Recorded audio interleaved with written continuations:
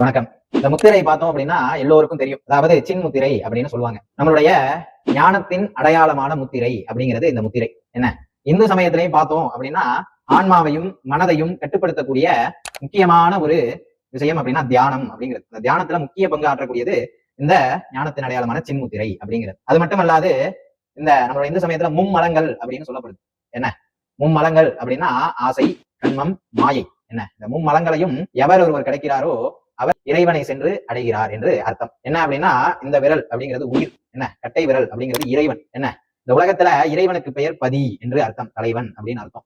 பசு அப்படின்னு உயிர்களுக்கு பெயர். என்ன இந்த பசுவானது இந்த பதியோடு சேரும் பொழுது இந்த மும்மலங்களும் நம்மை விட்டு செல்கின்றன அப்படிங்கிறது ஐதீகம். இதைத்தான் சைவ சமயத்துல பார்த்தோம் அப்படின்னா திருமந்திரம் எழுதிய திருமூலர் அற்புதமா சொல்றார். என்ன அப்படின்னா பதி, பசு, பாசம் என பகர் மூன்றும் பதியினை போல பசுபாசம் அனாதி.